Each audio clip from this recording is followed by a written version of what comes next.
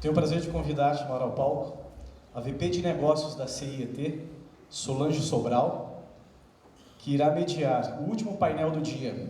Esse painel será composto pelo diretor de Investimentos e Previdência do Itaú Unibanco, Cláudio Sanches, e o diretor de Negócios Digitais do Itaú Unibanco, Rubens Fogli. Gente, boa tarde. Vou tentar correr aqui para a gente não atrasar muito, a gente já está com a agenda um pouquinho apertada, né? Bom, meu nome é Solange, né? Já fui apresentada. A gente trabalha na CIT há 22 anos, então sou a quinta funcionária dessa empresa de 23, né? E uma jornada de muito aprendizado, tá? Seria bem bacana contar a nossa jornada Lean também, mas esse não é o grande objetivo hoje, tá? O nosso grande objetivo é falar um pouco da nossa experiência e dos nossos aprendizados com o Itaú, tá? Então vou correr aqui, mas falando um pouquinho, a gente começou a nossa história lá em 95, e a CIT começou como uma empresa forte em desenvolvimento de software, e a gente sempre teve metodologia, a gente sempre teve processo como muito importante no nosso dia a dia, né? A gente chegou a uma certificação de CMM5, que era a certificação máxima ali, né, para as empresas de desenvolvimento de software. E por incrível que pareça, naquele momento a nossa cultura e o nosso modelo de operação e de gestão era extremamente waterfall, bastante comando e controle, né, um processo muito rígido de desenvolvimento de software. Até que ali, próximo de 2005, a gente foi provocado por um cliente, o Yahoo, que nos trouxe a metodologia ágil. Tá? A gente não entendeu muito bem o que estava acontecendo, mas a gente embarcou para conhecer, né? A CIT é uma empresa que ama aprender, e a gente começou a trabalhar com ágil, e começamos ali a nossa jornada de tentar levar o ágil para grandes empresas. Tá? Em 2006, ou seja, um ano depois, a gente rapidamente encontrou Lean. Tá? E Lean foi, de fato, uma resposta, né? Foi uma alavanca muito grande para a gente expandir o ágil ou escalar o ágil, né? A gente começou a falar do Enterprise Agile, tá? Então levar essa cultura Lean Agile para as grandes empresas, né? E a gente vem aí, né, na nossa jornada, óbvio que esse momento foi uma troca de pele muito grande na CIT, então eu falei que a gente era waterfall, comando e controle, então foi um processo de transformação cultural que a gente viveu muito grande, e isso nos habilitou depois a começar a levar isso também para os nossos clientes. Até em que, 2016, a gente foi novamente provocado por um cliente, nesse caso o Itaú, que nos convidou a apoiá-los ou a suportá-los no processo de transformação. Então, vocês imaginem a CIT, uma empresa de 2.400 pessoas, sendo convidada a apoiar o Itaú, né, de 100 mil pessoas, né, um banco de reputação e bastante relevante, né, na toda a América Latina, o maior banco aí. A gente falou, caramba, como a gente faz isso? E como em toda empresa Lean, quando você tem um problema que você não sabe resolver, você faz um A3, né? E foi assim que a gente começou a nossa parceria com o Itaú. A gente sentou com o Itaú e fez um A3 para a gente começar a entender, né, os grandes problemas, as grandes oportunidades e por onde a gente começaria, tá? A gente, naquele momento, começou uma iniciativa com 300 pessoas, um curto período de tempo, então, sem padronização, sem Pocayo, que era impossível fazer um ramp-up daquele tamanho, tá? E hoje a gente tem aproximadamente 450 pessoas trabalhando em várias frentes ou em várias iniciativas de transformação digital junto com o banco, tá? O que eu vou dividir aqui com vocês hoje é um pouco dessa nossa jornada de transformação e dos nossos aprendizados, tá? Essa jornada foi tão profunda que a gente também mudou a oferta da CIT. Tá? Então, hoje, a CIT é uma empresa que apoia esses processos transformacionais em grandes empresas, tá? Empresas como Vivo, como Carrefour, como Bradesco, como Coca-Cola, né? E trazendo sempre essas provocações, né, de como o Lean, como o ágil pode, de fato, entregar mais valor para o cliente. Tá? Exercitando um pouquinho de Mindset A3, eu vou falar um pouquinho assim, de que contexto que a gente está falando. Tá? É importante aqui que o contexto ele está ligado a empresas grandes. Tá? Então, não estou falando de transformação digital acontecendo numa startup, tá? Ou numa native digital. Eu estou falando de uma transformação digital acontecendo numa grande empresa. Tá? E se a gente pensar um pouco em lado esquerdo, né, que problema que essas empresas hoje estão enfrentando? Né? Então, se a gente olhar esse problema em 4 dimensões, né, a gente está falando que um cliente hoje ele é um cliente muito mais arisco, né? Ele tem acesso à informação, e acesso à informação não só, né, nas empresas que são seus concorrentes, mas qualquer experiência que ele tem, por exemplo, no Facebook, numa Amazon, provoca a ele buscar também uma experiência diferente num banco, né, ou em qualquer outra empresa que esse mesmo cliente vai experimentar uma experiência digital ou até física, né. A gente está falando de um cliente que tem muito mais opções e a gente está falando também de um conceito de fidelização que mudou, né. Então, eu tenho um filho de 23 anos, fidelização de marca para ele com certeza é muito diferente do que é para mim, né? Então, o que é fidelização hoje em dia para a nova geração? Muito diferente do que era para a gente, né? Onde era maravilhoso ter um único banco, trabalhar com uma única empresa, por exemplo, né? A gente está falando de um mercado onde a concorrência também é muito mais imprevisível, né? Onde a gente tem cada vez mais empresas focadas em resolver um único ponto da experiência do cliente. Então, são empresas extremamente especializadas, né, no único ponto ali da jornada, né, numa única necessidade. Então, elas conseguem ser muito rápidas, né, para aprender e para resolver isso. A gente também vê as grandes empresas se movimentando. Quando a gente olha para os negócios, né, e olhando mais para dentro das empresas, a gente vê ainda as empresas muito gerenciando no dia a dia muito mais os seus resultados, o seu PNL, do que o resultado que de fato ela entregou para o cliente, né? Então isso ainda é bem comum. Uma proposta de valor nem sempre aderente ao que o cliente necessita, até porque entender o que o cliente necessita não é simples, né? De fato. E quando a gente olha, né, numa dimensão um pouco mais de lupa dentro das operações, né, aí que a gente já ouviu muito hoje ao longo do dia, né? Então, muitos silos com incentivos não necessariamente alinhados, muitas vezes até silos com incentivos conflitantes, né? Então a gente coloca as pessoas para trabalharem, os incentivos que elas recebem são conflitantes. Então isso é interessante porque muitas vezes a gente acha que a culpa está nas pessoas, né? Mas a gente precisa olhar como que a gente está desenhando os nossos modelos organizacionais e como a gente está incentivando as nossas pessoas. Que muitas vezes elas respondem ao que a gente incentiva, né? Se eu falo para uma área buscar uma determinada meta, e se aquela meta não está focada no cliente, ou se ela não está alinhada com o objetivo principal da empresa, é isso que eu vou ter de retorno, né? Daquelas pessoas maravilhosas que eu tenho ali dentro, né? A gente também vê baixa autonomia na ponta, né? Uma cultura ainda muito grande de comando e controle e baixa agilidade. Então, isso é o que a gente vê bastante, né, ainda quando a gente fala das grandes empresas buscando um processo de transformação. Então, esse é o problema, né? E, rapidamente, a gente vê as empresas começando a se movimentar. Tá? Então, quando a gente está falando dessas empresas buscando transformação digital, a gente vê as empresas criando suas squads. Tá? Então, virou um termo, né? Toda empresa grande tem uma squad. Então, eu tenho as minhas squads, eu tenho meus times ágeis, né? Eu tenho centralidade no cliente, então agora eu faço fórum de conversa cliente, eu visito o cliente, então eu tenho centralidade em cliente, né? Dei um tapa aqui na minha proposta de valor, porque eu entendi um pouco melhor, né, naquele workshop que eu fiz com o meu cliente que ele precisa, e eu olho a concorrência agora de uma outra forma, né? Porque eu achava que ele nunca ia chegar perto de mim, porque, né, afinal de contas é uma startup, mas quando eu vejo eu estou perdendo share para aquela empresa ali do lado, tá? Então a gente vê as empresas começando a trazer esses ingredientes, né? Mas junto com isso a gente também vê uma frustração, porque muitas vezes a magia não acontece, né? A magia não acontece. Então é meio que como numa receita de bolo, né? Muitas vezes você bate os ingredientes, né? Você viu na TV alguém fazendo, você viu sua mãe fazer, mas o bolo não cresceu. O que você obteve de resultado não era aquilo que você esperava, né?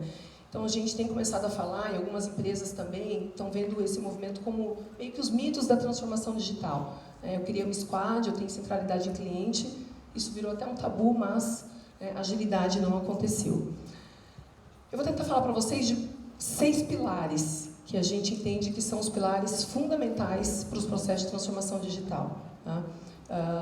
Eles são aplicados em quase todas as empresas, ou em todas as empresas. A gente não acredita em fórmula mágica. A gente acredita que você tem que entender o seu problema e entender com quais ferramentas você melhor soluciona, né? Mas eu acho que esses pilares, eles são bastante aplicáveis se você pensar no seu dia a dia e for customizando cada um deles, né, de acordo com a sua empresa, de acordo com a sua necessidade, de acordo com as suas pessoas. Tá? Então, os primeiros 4 são exatamente esses. Então, sim, é sobre ter squads ágeis, é sobre pensar no seu cliente, é sobre não subestimar a sua concorrência e é sobre adequar a sua proposta de valor ao seu cliente. Mas como também numa receita o modo de fazer, né, às vezes muda muito, muitas vezes o segredo está no modo de fazer, né, aqui também não é diferente na nossa visão, tá, no nosso aprendizado aí que a gente vem fazendo ao longo desses 3 anos, nessas jornadas com as grandes empresas. Né. Então, você conseguir montar um modelo de gestão e um modelo de operação que é baseado no Learn Fast, para a gente está aí um grande segredo, tá? Então, fala assim, fail fast, óbvio, né, que para aprender rápido você vai falhar, tá? Mas aqui eu estou muito preocupada em aprender muito rapidamente, né? Então, se a gente voltar ali nos princípios de Lean, quando a gente fala os primeiros 2 princípios ali, né, de valor para o meu cliente e de value stream, né, eu começo a entender um pouquinho o que é a squad nessa dimensão, né? Então, uma coisa que eu gosto de falar é o seguinte: o problema do seu cliente, ele é vertical. Dificilmente um único silo da sua empresa, uma única área, um único departamento, ele resolve sozinho o problema do seu cliente. Então, se você de fato é uma empresa que tem centralidade no cliente, a sua transformação ela também precisa ser vertical. Isso quer dizer que quando você monta aquelas squads, não adianta a gente montar uma squad lá na tecnologia, uma squad lá no negócio, uma squad no canal, uma squad na área de marketing. Se eu não tiver uma squad end-to-end olhando da experiência do cliente e cruzando todas as minhas dimensões, essa ainda não é a squad da transformação digital que a gente está falando aqui. Tá? Então, olhar o cliente na perspectiva de valor e montar o meu fluxo, né, minha squad ponta a ponta, é o primeiro passo quando a gente está buscando um modelo de Learn Fast. Tá? O segundo é jogar ali a questão de ciclos curtos. Então, a gente fala ali de flow, a gente fala de puxado. Como é que eu dou cadência para isso? Né? Então, quando a gente joga esses princípios de flow, por exemplo, né, na engenharia de software, eu estou falando de rejunca, eu estou falando de times mais perenes. Né? A gente vê empresas ainda que trocam os times de acordo com o projeto. É difícil esse time aprender, é difícil esse time evoluir, né? Entender o cliente, aprender os seus dados, aprender como ele se responde rápido. Tá? Então, a gente precisa ter os times perenes aqui, e eu preciso, quando eu falo de cultura de experimentação, entender que não é só perguntar para o meu cliente o que ele quer. Porque muitas vezes eu pergunto o que ele quer e ele me responde. Só que quando eu entrego o software para ele usa, sei lá, 30%, 20% do que eu entreguei. É pouco. Quem nunca construiu uma casa e depois percebeu que 2, 3 cômodos a gente nunca usaria e você no projeto era o seu quarto dos sonhos, né? Meu quarto de meditação, só que você nunca fez meditação na vida, você acha que você vai começar a fazer a partir dali, né? Então, muitas vezes a gente pergunta para o cliente, ele responde, mas não necessariamente quando eu entrego o software para ele, é o que ele precisava, tá? Qual que é a pegada aqui na cultura de experimentação? Eu preciso pôr, de fato, o meu cliente nesse ciclo rápido de experimentar, tá? Então, eu preciso entender com ele o que ele necessita, até perguntando, mas eu preciso ter um ciclo muito rápido, onde eu implemento uma hipótese de solução para aquilo. Lembra a solução candidata lá do lado direito? É uma hipótese de solução. Que eu só vou entender se é uma solução definitiva e que de fato gera valor para o cliente se eu colocar na mão dele e ele usar. Tá? Mas lembra, lá no problema, esse cliente está a risco. Então, se eu demorar 6 meses, 1 ano para colocar soluções na mão dele, o meu ciclo de aprendizado também vai ser muito rápido. Tá? Então, o segredo aqui está em falar rapidamente com o cliente e, óbvio, buscar dado, né, para embasar essas hipóteses, implementar e colocar o que você acha, o que você entendeu na mão do seu cliente e ver se de fato a experiência dele, a resposta dele está de acordo com a sua expectativa. Tá? Aí sim, se não está, você corrige rapidamente o que você entregou para ele. Tá? Isso é cultura de experimentação. Tá? Isso é um modelo onde você aprende rápido com o seu cliente embarcado, né, e com o seu time aprendendo junto. E por último, o 6º passo aí é fundamental que essa transformação ela esteja neuroticamente buscando impacto a cada um daqueles ciclos que a gente falou que precisam ser curtos. Tá? Então, é uma coisa eu ter aquelas métricas que a gente fala que são as métricas de retrovisor, que eu falo, olha, depois de um ano e meio, essa iniciativa deu certo, né? Me trouxe share, melhorou o custo. Né? A outra coisa é eu estar rodando ciclos de 3 em 3 meses e buscando, né, de fato, entender que ponteiro que eu quero movimentar, que necessidade do meu cliente que eu quero de fato, né, resolver, tá? E olhar, né, daquele ciclo curto se eu conseguir melhorar os indicadores ou não. Né? Essa é a melhoria contínua. Tá? É isso que a gente entende que dá sustentabilidade para o processo de transformação. Né? Nenhum CEO, nenhum head de área ou de negócio vai assinar um cheque, né, só para a gente fazer uma transformação lean, uma transformação ágil, se a gente, né, a cada ciclo, não trouxer retorno. E essas transformações, em geral, elas são lentas, né? No início ali é difícil de tracionar, né? Então, é importante que a gente veja isso camp a camp, que a gente vá buscando, né, contar os resultados e montando o storytelling. Isso, inclusive, engaja muito o time, né? Ele entender que tem um retorno naquilo que ele está fazendo, não é algo que só vai retornar um ano para frente. Tá? Falei dos 6 pilares para a transformação, tá? E que são fundamentados aí pela cultura de experimentação, né? E pelo impacto. E vou falar um pouquinho de como a gente faz isso, tá? Então, a gente faz, começando com um roxim, tá? Então, o roxim pode durar ali de 2 a 8 semanas, né? E depois a gente entra nesses ciclos de 90 dias, onde de 3 em 3 meses a gente busca entregar impacto, né? Sempre são esses prazos? Não, isso varia bastante, óbvio, né? Se a empresa está mais madura, menos madura em ágil, né? Isso varia bastante. Quanto o time está maduro ou quanto não, tá? Quem é que faz essa transformação? Isso não mudou, tá? Quem continua fazendo a transformação nas grandes empresas são as grandes lideranças. Então, essa transformação não é delegável. O que mudou aqui é que se a gente entende que, de fato, o time está lá, entregando o valor na ponta, no Gemba, né? O coder é o último cara que implementa a sua app, o que fala com o seu cliente, é o cara mais valorizado na sua empresa. Então, a gente precisa mudar um pouco do mindset de comando para o mindset de suporte. Então, estamos falando aqui de uma liderança, né, que inspira por propósito, ao invés de controlar, que ao invés de saber tudo, aprende muito mais, né, e que dá autonomia e que suporta. Tá? Então, estou falando de uma liderança menos comandativa e menos suportativa. Né? Se eu for falar de soft skill, né, se é que a gente consegue, minha dica é o seguinte: alguns líderes vêm com isso no DNA. Tá? Para os que não vêm e que querem liderar um processo de transformação, né, pode comprar o chip e colocar, porque é quase impossível você liderar um processo transformacional numa grande empresa sem esses 3 componentes aí. Então, o primeiro é a ousadia. Tá? Então, muitas vezes você vai andando de encontro, né, com a sua empresa. Então, você vai estar falando de resultados de uma forma diferente, você vai estar falando de modelos de uma forma diferente, você está falando, o seu time vai estar com um linguajar diferente, você vai estar incentivando o seu time de uma forma diferente. Né? Então, precisa ter ousadia para se jogar para esse processo de transformação. Também precisa ter bastante humildade, porque é um modelo novo, você precisa aprender com as pessoas, você descentraliza a tomada de decisão. Né? Precisa olhar no seu time, respeitá-lo e ouvi-lo. Né? E muitas vezes são pessoas que talvez você nunca foi alguém, mas talvez você nunca conversou. Então precisa de muita humildade também para cruzar essa batalha. Né?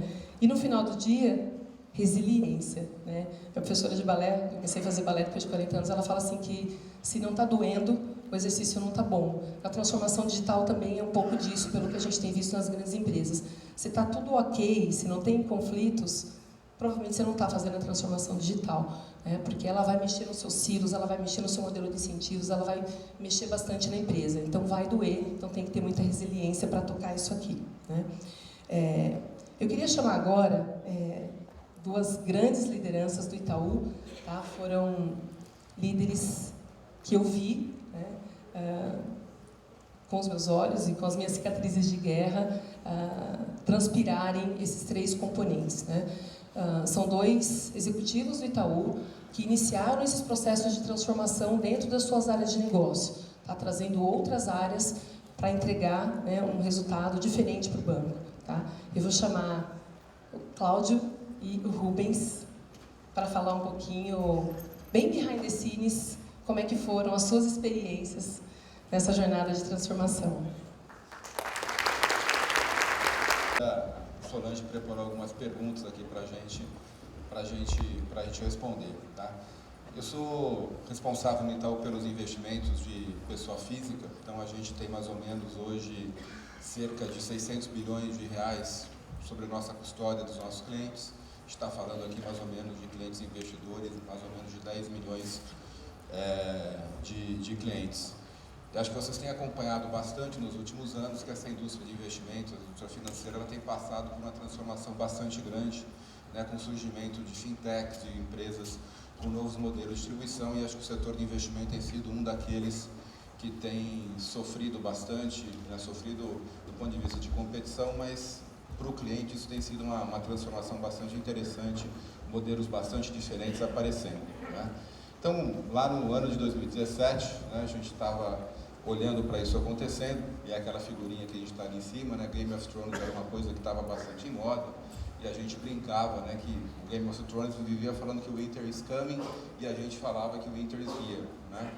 E naquele exato momento a gente entendeu que a gente tinha que andar muito mais rápido, a gente criar uma mudança, que era uma mudança de atitude, uma mudança cultural, uma maneira de fazer as coisas.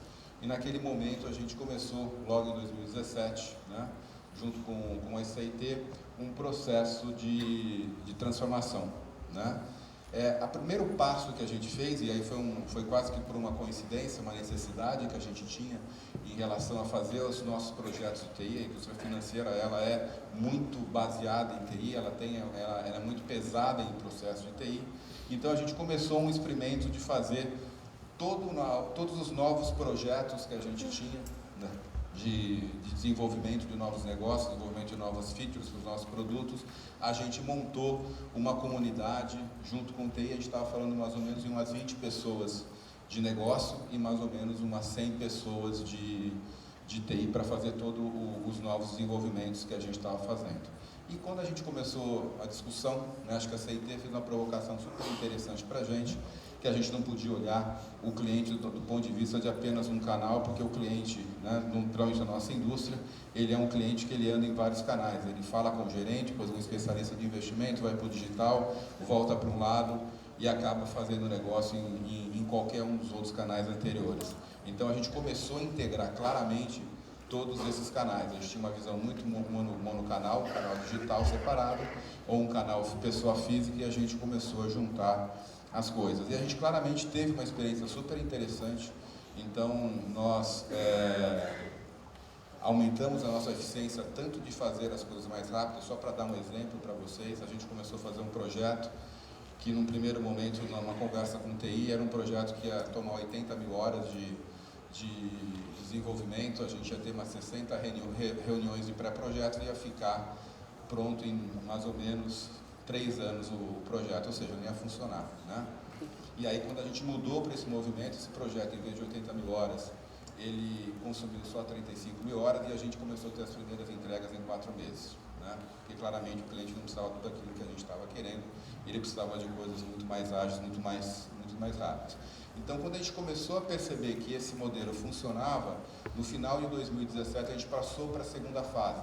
Assim, vamos mudar não só para os projetos, mas vamos colocar para toda a diretoria. E aí a gente começou a ter um desafio, porque a gente começou a falar em processos onde você não tinha TI. Então, eram processos de comunicação, eram processos de assessoria de investimentos, né? Quais táticos, etc. E aí começou um pouco da dificuldade, porque enquanto a gente estava falando só com TI, era um relacionamento mais próximo, eu só tinha que trazer uma área para a gente conversar. Nesse segundo momento, aí a coisa complicou um pouco mais, né? E a gente vai falar, acho que um pouco depois, quando for falar um pouco sobre os processos, a gente teve que trazer áreas de marketing, áreas de comunicação, área jurídica, todo mundo para trabalhar em squads. A gente tem hoje mais ou menos uns 60 squads trabalhando. E aí, claramente, a gente teve todas as dificuldades de silos que existem nas empresas, como é que você traz todo mundo, criar uma vertical, e a gente planejou isso e no final de 2018 a gente implementou, né? Isso é a parte do número 2. No terceiro passo, a gente aconteceu agora em fevereiro desse ano, a gente foi um passo para frente, né? E a gente acabou integrando toda a área de TI para o nosso processo. Então, a área de sustentação, riscos legais, riscos operacionais, e aí a gente começa a perceber que aí sim, eventualmente, a gente começou a ter grandes ganhos. Coisas muito assim, simples que eventualmente não funcionavam, começam a funcionar. Então, mais um exemplo para vocês. A gente tem uma área que só cuida de reclamações ou de manifestações que os clientes fazem. A gente pegou essa área e colocou junto com a área de sustentação de sistemas. Todo problema que o cliente tem, geralmente está associado a algum problema de sistemas. Na hora que você bota sistemas com a área de manifestação, você não precisa mais nem esperar o cliente reclamar. Você sabe do que esse cliente vai reclamar, então essa área de manifestação ela passa a ser uma área não de responder reclamação, mas uma área de antecipar algum tipo de reclamação, e aí você acaba resolvendo o problema do cliente antes que ele acontece, né?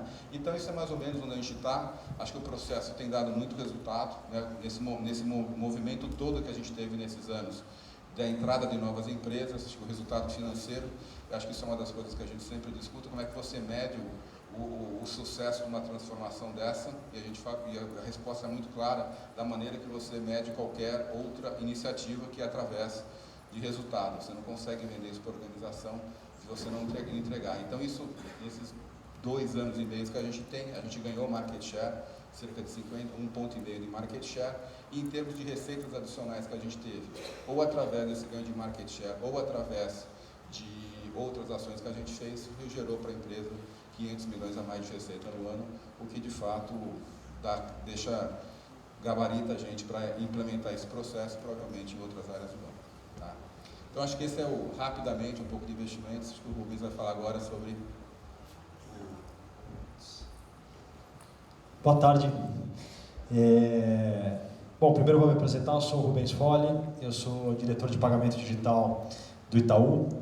E quando a gente fala pagamento digital, o que a gente fez para abarcar pagamento digital no Itaú? A gente unificou as áreas digitais, tanto da adquirência como da parte de emissão de cartões.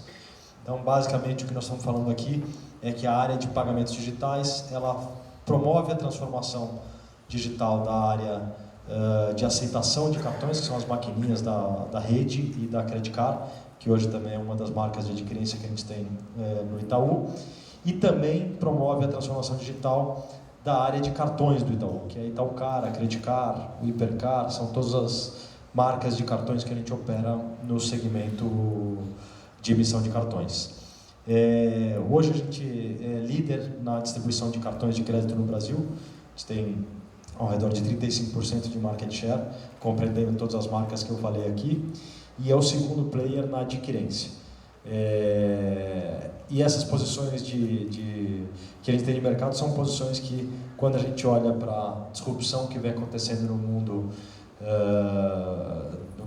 no setor financeiro, são as indústrias mais atacadas, né? Quando a gente olha a adquirência, acho que dispensa apresentações, o aumento da competição e a redução de margens que vem acontecendo na adquirência, e acho que o próximo estágio, e onde tem uma barreira um pouco maior para a disrupção, mas que também já está acontecendo, é na indústria da emissão de cartões de crédito. Então, acho que tem um desafio enorme aqui de transformação principalmente dessas 2 áreas, do banco como um todo, mas dessas 2 áreas é onde a disrupção está acontecendo de maneira mais relevante. E a gente vem tratando dessa transformação há algum tempo no banco. Eu estou particularmente no banco há 14 anos. Nesses 14 anos, 7 anos trabalhando em áreas tradicionais, de negócios tradicionais, e 7 anos agora já trabalhando na transformação digital. E eu trouxe 3 grandes pontos aqui de transformação que a gente vem promovendo, e cada um deles com um estágio diferente, tá? E eu vou falar um pouco melhor de cada um deles. Mas o primeiro que eu julgo que, e esse foi exatamente há 7 anos atrás, foi uma mudança de mindset, na maneira da gente olhar os desafios, olhar os players que estavam se destacando em transformação digital, e aqui no caso era na parte de vendas de cartões, e esses players nem brasileiros eram, a gente não tinha nenhuma referência no Brasil nesse tema, e a gente foi lá para fora, e quando olhou para fora, a gente tentou transformar e trazer um pouco do modelo aqui para a operação que ele tinha de venda de cartões no Brasil. E quando eu digo que a principal mudança aqui foi de mindset, foi a maneira de se organizar. E aí era uma maneira menos instituída e falada, como a gente tem hoje do Lean, do Scrum, de todas as técnicas que a gente viu hoje e está vendo ao longo das apresentações, uma maneira muito mais empírica. E essa maneira é uma maneira de organizar todas as áreas em conjunto, não só a área de negócios, mas a área de tecnologia, a área de CRM, a área de segurança, evitando bastante toda a complexidade e a burocracia das reuniões, da tomada de decisão e fazendo com que o processo fosse muito mais ágil. Principalmente na tomada de decisão, mas também de ter um propósito único onde todas as pessoas estivessem sentadas à mesa em busca do mesmo propósito e não cada uma com a sua meta, com o seu objetivo. Um exemplo claro que a gente gosta de falar nesse desafio de mindset era o cara de tecnologia que estava sentado, a gente chamava lá de sala de performance, que estava sentado à mesa, ele não tinha o objetivo de colocar um código no ar na data de 60 dias para frente. Ele tinha o objetivo de colocar uma nova funcionalidade, um novo processo de venda que ia aumentar mais X mil vendas de cartões no final do mês. E ele, quando ele colocava aquilo, ele ia entender e ele via que o processo tinha funcionado. Então, o engajamento mudava completamente do time que estava trabalhando ao redor do mesmo objetivo. O segundo ponto fala mais com e aqui a gente está vendo os resultados, né? A gente lá atrás saiu de um número de quase 0 vendas no ambiente digital e no primeiro ano a gente chegou em 70 mil vendas no canal digital já no Itaú, isso há bastante tempo atrás. Hoje esse canal já passa dos 30% de participação. O segundo ponto fala bastante com a escala em que esses processos da mudança de mindset, se organizar de uma forma diferente, trazer os times reunidos em torno de um mesmo propósito, é possível. E certamente o que a gente aprendeu aqui é que não era possível escalar isso se a gente de fato aí não se organizasse, e aí quando a gente começa num processo muito mais estruturado junto com a CIT de estudar como fazer isso. Estudar as principais jornadas do nosso produto, e aqui a gente estava falando muito de canal, então era um canal em que o cliente se serve nos nossos cartões de crédito. Então a gente passou a estudar todas as jornadas e todas as fases que o cliente tem com a gente, desde o momento de aquisição, depois o pós-venda, depois o próprio atendimento na maturidade do produto, até o cancelamento. E a gente fez o A3 para cada uma dessas jornadas e foi entender onde estavam as principais dores.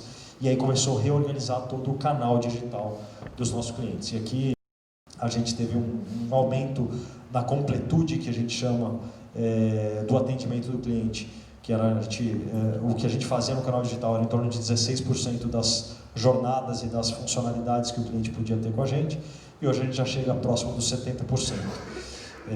E aumentou bastante a satisfação do cliente com o nosso relacionamento digital.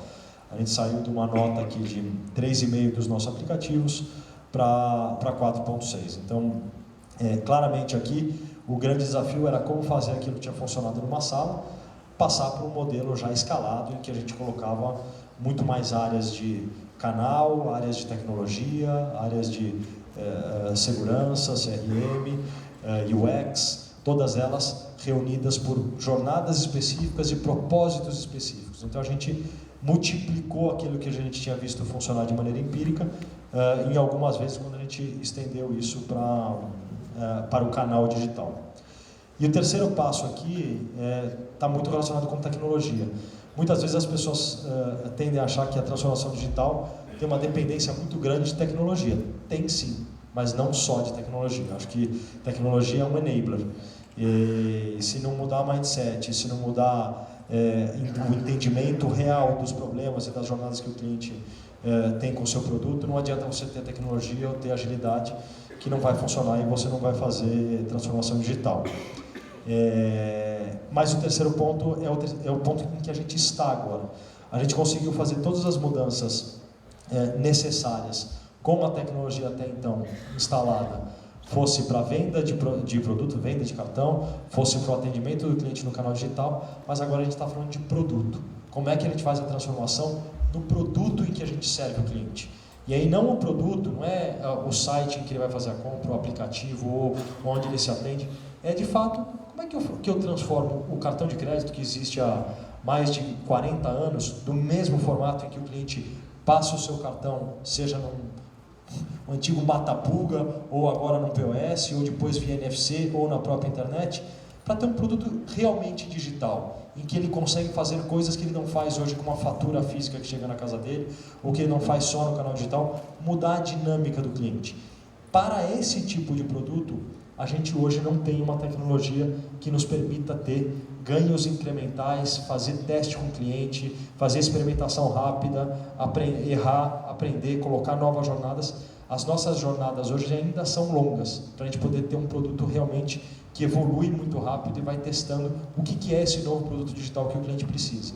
Então a gente está passando agora, nesse momento, por uma transformação de plataforma. A gente está mudando completamente a plataforma antiga que a gente trabalhava para cartões de crédito e está indo de fato para uma plataforma que agora está toda em cloud, baseada em microserviço, batchless, ou seja, ela tem todos os atributos que permitem com que a gente faça uma jornada de aprendizado mais rápida e consiga evoluir na velocidade que a gente entende necessária aqui para mudar o que é o produto tradicional, que existe há 40 anos da mesma forma, com mudanças incrementais e não mudanças transformacionais aqui para o produto que a gente precisa.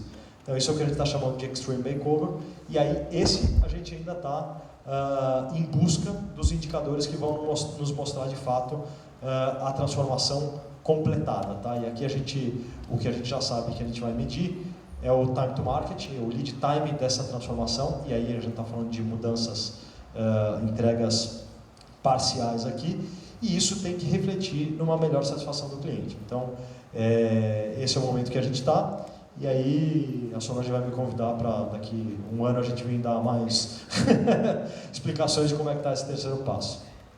É isso. Obrigada, Rubens. Obrigada, Cláudio. Vamos sentar?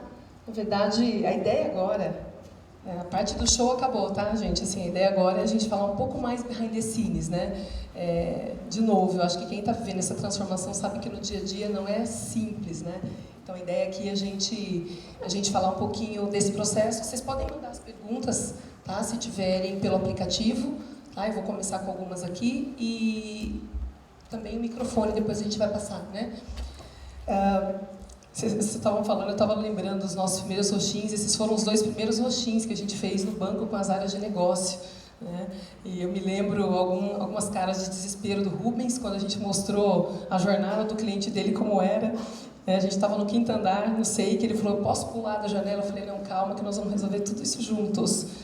Porque são vocês que conhecem o problema e vocês que vão resolver. E me lembro também do Cláudio, quando ele perguntou assim para mim, mas não dá para medir o lead time depois que a gente começa a desenvolver? Eu falei, não, a gente vai medir o lead time desde que você teve a ideia. Quando você teve a ideia para resolver um problema do seu cliente, foi ali que começou, porque ali você sentiu o que ele precisava. Ele já está esperando a partir daquele momento. Eu queria perguntar um pouquinho para os dois, e queria começar ali com o Rubens. O que te moveu para fazer essa transformação, principalmente ali a partir do 2º nível, né, do seu 2º passo, né, porque você já tinha experimentado, tinha degustado, né, uma transformação numa escala menor. E como foi esse início? Que tipo de dificuldade, de desafio você teve? E depois vou pedir para o Cláudio também falar um pouquinho. Acho que o que moveu bastante, o maior desafio era, de fato, ter conseguido fazer o primeiro estágio da transformação ali de mindset, e perceber que sem base técnica e sem um planejamento organizado, a gente não conseguiria fazer aquilo de forma escalada e com a amplitude que a gente precisava para o canal que atendia o cliente. Ou seja, quando a gente falou só de vender produto através do ambiente digital, tinha uma complexidade. Quando a gente entrou em canais digitais de fato, que é poder atender as diversas jornadas que o cliente passa na vida dele com o cartão de crédito, a gente entendeu que a gente não conseguiria fazer se não fosse de maneira planejada. E aí faltava a base. Aí eu acho que aquela maneira mais empírica que foi aplicada no primeiro desafio de mindset, que falava muito com tentar organizar times multidisciplinares em torno de um mesmo propósito, a gente já não conseguiria fazer envolvendo muito mais áreas, muito mais jornadas distintas. E aí acho que foi quando a gente conseguiu de fato a ajuda junto com vocês na CIT de organizar através de método. Então fizemos os A3, aí organizamos cada uma das jornadas, entendemos quais que eram as dores, e a partir daí organizar que dores a gente resolveria de maneira estruturada. Priorização. Exato. Legal. Cláudio, no seu caso, o que te jogou para esse mundo? Eu acho que a primeira coisa foi um pouco que eu já comentei, de fato foi competição. A gente começou a enfrentar uma competição completamente diferente, que era a competição que a gente estava acostumado acostumada, que era a competição dos grandes bancos, todo mundo trabalhando do mesmo jeito. E de repente a gente percebeu que a gente tinha novos competidores, que são as fintechs, que trabalhavam de uma maneira completamente diferente, né? Com ciclos curtos de entrega, com um propósito bastante claro de motivação. Então, a gente não só percebeu que a gente estava, né, com dificuldade em fazer as entregas na velocidade que a gente queria, como eventualmente a gente estava começando a perder colaboradores para a concorrência, porque de fato a nova maneira de trabalhar, né, essa nova geração está acostumada a trabalhar de uma maneira completamente diferente, e a gente percebeu que o modelo antigo já não funcionava mais, né? Aqueles envolvimentos que a gente fazia de 6, 7 meses, um ano, não funcionavam mais para essa nossa competição. A gente tinha que fazer claramente entregas a cada um mês, com ciclos absolutamente curtos, e a única maneira de fazer isso era fazer uma modificação totalmente drástica, né? Uma mudança que eu costumo dizer que não é uma mudança digital, é uma mudança cultural, né? Porque aqui a gente está falando, a gente vai falar um pouco mais disso depois, eventualmente, mas a mudança grande que você tem que fazer no processo de mudança de cultura. Você muda toda a maneira de trabalhar, você muda completamente o estilo das pessoas, você muda completamente o processo de gestão, né? Mas era a única alternativa que a gente tinha para eventualmente começar a competir com empresas que trabalhavam de uma maneira diferente. Perfeito, bacana. Qual que foi o maior desafio? Voltar um pouquinho para o Rubens. O Cláudio, que já está aqui com o microfone. Qual foi o maior desafio para você, Cláudio? Sendo um dos pioneiros, né? Sendo uma das primeiras áreas de negócio ali do banco, de fato, montar essa squad multidisciplinar, trazendo áreas. O que foi para você aí a maior dificuldade? Teve alguns desafios. Acho que o primeiro desafio você está fazendo uma coisa que de fato você não tem muita gente fazendo, você não tem cases de sucesso onde você pode olhar. O sistema bancário, o sistema financeiro, ele ainda não tem, agora você tem algumas fintechs aparecendo com bastante sucesso, mas você não tem casos de transformação digital, transformação cultural que você possa lá olhar e fazer. Os que você tem, eventualmente, eles estão muito relacionados com a questão de coisas que envolvem só TI. A gente foi um passo além, a gente precisava olhar para o ciclo inteiro do cliente, o value stream inteiro do cliente, que tem muitas coisas que são digitais e muitas coisas que não são digitais. Como fazer isso foi uma dificuldade bastante grande, porque a gente teve que estudar muito e criar a nossa própria tecnologia para fazer isso. Acho que a segunda coisa foi você, eventualmente, começar a quebrar alguns silos que existem na empresa. Quando você começa a discutir com as pessoas que um determinado colaborador de uma determinada área de marketing, ou da área jurídica, ou da área de UX, ou da área de UI, vai vir trabalhar no squad junto com a sua área, você tem um processo de convencimento muito grande, né, até para evitar, né, para que essas áreas não te mandem aquele colaborador que é o cara que não está performando. Não, você quer o melhor cara para trabalhar com você. Existe essa questão de silo, fala assim, não é meu projeto, eu eventualmente não vou dar as minhas melhores pessoas. E acho que o final é realmente a mudança de cultura. Eu acho que assim, esse é o grande desafio de você conseguir convencer as pessoas que elas vão ter que trabalhar diferentes, né? Vão ter que trabalhar com autonomia, a pessoa vai ter que trabalhar sendo muito mais crítico, e aí vale tanto para os gestores como para os colaboradores, né? Eu sempre brinco que autonomia não é todo mundo que quer ter autonomia, né? Você tem muita gente que você dá autonomia, a pessoa olha para aquilo e fala, não, eu prefiro que você me diga o que eu tenho que fazer. Nesse novo processo, você diz, vamos fazer isso, e a pessoa tem autonomia de decidir como ela vai fazer isso, ou eventualmente até de não fazer aquilo e fazer alguma coisa que é mais muito interessante. Então, essa mudança de cultura que você tem que colocar em toda a área, a gente está falando ali no momento, a gente está falando de mais ou menos 600 pessoas, foi um desafio bastante grande. Rubens? Para mim, o desafio foi muito ligado da mudança de sair de um experimento menor para um experimento maior e escalado. Mas ainda muito ligado ao mindset. Porque quando você tem uma área ou um objetivo específico e você tem 12, 15 pessoas no squad para convencer ou para mudar o mindset, é mais fácil de você fazer isso. Quando você escala, independente da ferramenta ou da formalidade, mudar o mindset das pessoas não é algo fácil. Então, acho que colocar todo mundo em torno de um mesmo propósito e entender o valor daquilo, até que eles consigam atingir os primeiros resultados, as pessoas ainda ficam fora da sua zona de conforto.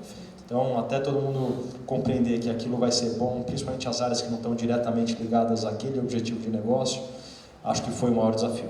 Onde que as pessoas começaram a se sentir parte do propósito e não parte daquela área origem que ela vem. Então, vamos pegar um exemplo aqui, uma pessoa da área de marketing que está dentro de um squad de desenvolvimento de um aplicativo, ela tem que fazer parte daquela jornada e não mais a relação funcional que ela tem com o marketing institucional ou marketing de negócio. Ela faz parte daquele objetivo. E até ela compreender que a geração de resultado não é mais o que ela fazia na área dela e é o alcance da melhoria da satisfação do cliente, ou maior engajamento com aquela funcionalidade, é um processo de cultura muito forte que você tem que fazer com que as pessoas entendam o novo valor. O que é o novo valor? Acho que isso foi um dos maiores desafios e ainda continua sendo, porque eu acho que essa relação das áreas que são horizontais dentro de uma vertical, de uma jornada, ainda é um processo em constante evolução. A gente não tem uma unicidade do propósito, uma unicidade da cadeia montada, porque as pessoas, por mais que a gente tente manter os times estáveis, elas ainda trocam. Então, esse é um desafio constante, de manter aquele mindset alinhado. O segundo ponto, que eu acho que é um desafio enorme que a gente tem quando a gente fala de transformação digital, é retenção de talento. Claramente, quando a gente olha para o Itaú, o Itaú é reconhecido por ter uma visão digital e uma preocupação com a transformação digital muito forte. Então, a gente é alvo de muito ataque da concorrência, querendo buscar os talentos que a gente tem, principalmente por ter feito a transformação que a gente já fez até então. Então, acho que tem uma preocupação grande nisso, e não é uma preocupação pura de reter talento, é inclusive de conseguir demonstrar quais são os objetivos de uma instituição que está em transformação, mas que é um incumbente em transformação, mas que já está listado em bolsa, tem um reporte de resultado a cada quarter, versus aquela empresa que está nascendo agora, está na época do seed money, Series A, Series B, e que o único objetivo é conquistar cliente e aumentar a sua base. Então, tem objetivos distintos e tem níveis de incentivo o objetivo é completamente distinto. Então, saber defender a sua base de talento acho que é um desafio importante. E o último para mim, o último desafio está muito relacionado a incentivo. Hoje a gente, quando olha para as áreas... Eu ia completar aqui, mas não precisa. O quê? Eu falei que eu ia completar essa parte aqui, mas não precisa. Perfeito. Quando a gente olha para as áreas ainda organizadas no modelo tradicional, áreas mais hierárquicas, a gente ainda tem uma relação de incentivo muito focada na meritocracia individual, né? E quando você passa a ter times ágeis e times que trabalham de forma colaborativa, quando você coloca a meritocracia muito focada no resultado individual, é muito difícil de você promover um trabalho em colaboração. A gente fez uma mudança importante nesses times ágeis que a gente já tem montados, que a gente chama de curva forçada, né? Que é colocar os melhores talentos com um percentual declarado, então só 30% poderia estar no que a gente chama do quadrante dos maiores destaques que a gente tem, e forçadamente a gente colocava que mesmo quem tivesse boa performance para baixo dessa classificação diferenciada. E isso certamente não promovia um trabalho colaborativo. A gente fez essa mudança recente e ainda estamos começando a experimentar os resultados de ter feito isso. Mas essa é a primeira de uma série de mudanças que eu acho que ainda tem que fazer, do ponto de vista de como é que você faz. Você muda a forma de incentivar o resultado. Então, acho que esse também é um outro desafio nesse processo todo. Queria só complementar, na verdade, nos processos de ROCHIN que a gente tem feito, né, com as áreas de negócio no banco, e não foi diferente, né, no caso do que a gente fez na diretoria do Rubens e na do Cláudio, o RH estava presente na sala. Né? Então, como é que você vai colocar os times para trabalhar de forma colaborativa, todo mundo com o mesmo propósito, se a gente está falando que existe uma concorrência pela curva forçada, porque no final do ano, ou eu estou aqui ou é você. Então, como eu colaboro com alguém que está lá para ocupar o meu lugar? Então, tem alguns modelos nas empresas que não falam, né, com Lean e com Agile, isso precisa ser mudado. Como é que a gente coloca as pessoas para trabalhar se no final do ano as PLRs são muito distintas? Poxa, mas a gente não entregou juntos o resultado lá de negócio, então por que a minha PLR, por ser de tal área X, e a outra por ser de outra área Y, né? Então isso tudo, principalmente na geração que hoje em dia fala de salário abertamente, né? Diferente um pouco da nossa, que a gente tinha um pouco de tabu de falar de salário, de falar quanto ganha, isso não é implementável, né? Quando a gente fala no modelo ágil. Vou fazer mais uma pergunta e aí eu vou abrir para a plateia para a gente começar a pensar em encerrar aqui pelo tempo. Como líderes, eu queria que vocês falassem um pouquinho o que mudou no dia a dia de vocês. Né? 2 diretores do banco, né? Tem uma agenda ali de um batidão para o outro, de uma reunião para outra. Continua assim, o que mudou no dia a dia de vocês depois desse movimento? Bom, vou começar aqui, eu já passo para o Cláudio. Acho que a primeira grande mudança é a forma de fazer a governança da área, né? Ou seja, quando você vem de um processo tradicional de gestão, eu era conhecido pela minha equipe como o rei do PMO. Então eu fazia PMO para tudo, que era aquele controle, excesso de todas as atividades, as datas, o quando vai entrar, o quando não vai. E acho que nesse processo você tem que aprender que boa parte das atividades ou das ideias não vão vir da sua cabeça ou da cabeça do seu chefe, e aí nós vamos descer para a equipe e a equipe vai ter que entregar. Cada vez mais a equipe traz o que de fato está acontecendo e está entendendo acontecer no dia a dia do cliente, e a gente vai aprendendo junto e direcionando isso, né? Fazendo com que o nosso papel é muito mais dar a direção do que a gente espera e as coisas serem construídas. Ao mesmo tempo que tem uma mudança grande na cabeça do gestor dessas novas equipes, acho que tem uma mudança também nas equipes. Quando você pensa em empresas que estão em transformação, não são só os gestores que estão mudando, as equipes trabalhavam na maneira tradicional. Então as equipes também estão esperando ser comandadas. Ou quando estão esperando ser comandadas, que já são pessoas mais novas, são pessoas também que sabem lidar pouco com essa autonomia. Então, o que eu costumo falar é que a autonomia não é anarquia. A autonomia tem que ser, de alguma maneira, controlada por algum indicador. O resultado tem que estar vindo, não dá para ter 100% de autonomia se as coisas não estão acontecendo. Então, o que mudou bastante é essa relação de gestão. Acho que deixa de ser uma relação diretiva para uma relação em que você dá autonomia, mas também para quem recebe, saber lidar com essa autonomia de maneira responsável é muito importante. E tem pessoas que têm uma capacidade maior de fazer isso e pessoas que têm uma capacidade menor. E aí saber selecionar o melhor time para fazer isso acho que são os novos desafios. Perfeito. Só para complementar, alguém falou de True Norte, né? Então a gente fala muito que, de fato, a autonomia ela vem com alinhamento, né? Senão você realmente tem uma completa bagunça dentro da sua empresa. Então é sobre isso, né? Sobre o time entender para onde está indo, né? E aí sim você dá autonomia dentro de um contexto, né? Cláudio? Acho que a primeira coisa é que a vida ficou muito mais divertida. Essa é a palavra. Sim, vai ser divertido. Literalmente mais divertido, né? Assim, por algumas questões. Primeiro, acho que faz uns 2, 3 anos que a gente não tem mais a apresentação de PowerPoint na área. Né? Então, não acontece. Você passa a fazer uma gestão de uma maneira completamente diferente. Ou seja, você vai fazer Gemba, você vai discutir com os times aonde os times estão. Né? Então, isso de fato faz com que você entenda mais, você sinta a pulsação, você vê o que está acontecendo no dia a dia, diferente do modelo atual, do modelo antigo, onde você gastava um tempo absurdo simplesmente fazendo reporte de resultado para um monte de gente. Né? Acho que outra coisa que implica isso é interessante, você é obrigado a ficar muito mais disciplinado, né?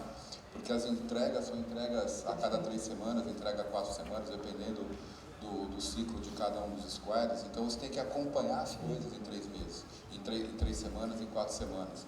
Antigamente você tinha uma meta anual, né?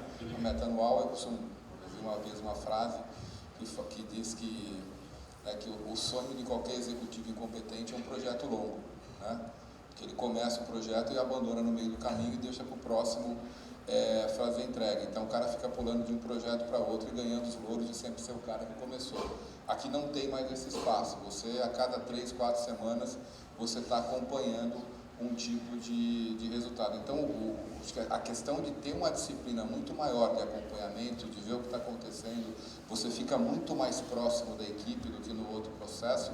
No processo você definia um planejamento e deixava as coisas acontecer. Aqui não, aqui é um trabalho muito mais de proximidade. Acho que uma outra coisa que muda muito, né, é você passar a ter uma tolerância ao erro muito maior. Esse processo, ele faz com que você tenha tolerância ao erro. Assim, eu demorei um pouco para aprender, para não meter o meu pitaco ali no grupo do que estava fazendo. Então, assim, isso está errado, isso não vai dar certo. Aí você respira fundo, né, e deixa o time fazer aquilo que está fazendo. 90% das vezes eles estavam certos, né, você que estava errado, mas isso faz com que as coisas andem muito mais. Gerenciando o aprendizado, quem não leu. É isso, né? Dar a resposta e falar o que o time tem que fazer é muito rápido, né? Mas formar problem solvers, de fato, não é simples, né? Para as lideranças que querem resultado rápido. Gente, assim, nós vamos precisar encerrar. Eu vou pedir só para vocês, nos últimos minutinhos aqui, falarem, se vocês pudessem deixar uma dica para a plateia que está começando esse processo, ou que está no meio desse processo, o que vocês deixariam? Uma dica. O que você, se você fosse começar do zero, como que você começaria? Ou o que você também levou de grande aprendizado, ou o maior deles? Eu gosto da primeira palavra que você colocou no teu slide, Solange, que é ousadia.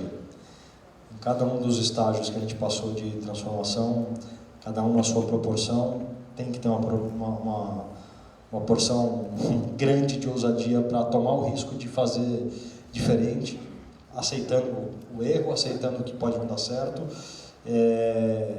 e errar faz parte, e tem horas que vai funcionar, tem horas que não, mas se não tiver ousadia, você não começa o próximo estágio.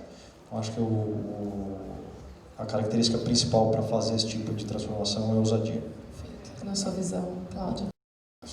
O meu ponto aqui é não subestimar esse processo de transformação, né? O processo, ele vale a pena fazer, mas ele toma muito mais tempo, demora muito, tem muito mais planejamento do que você você acha que tem. A gente, quando começou o processo, a gente achou que a gente ia conseguir fazer a mudança em 3 meses.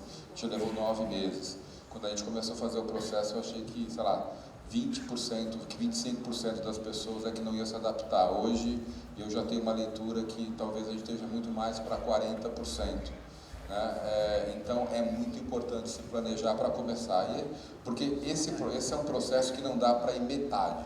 Ou você faz ele 100%, ou é melhor ficar com o processo anterior, que é um processo conhecido e um processo que todo mundo sabe navegar. Aqui é uma mudança tão radical que você tem que estar muito certo que aquele negócio vai funcionar e tem que ter mapeado passo a passo do que vai acontecer e não subestimar a reação das pessoas.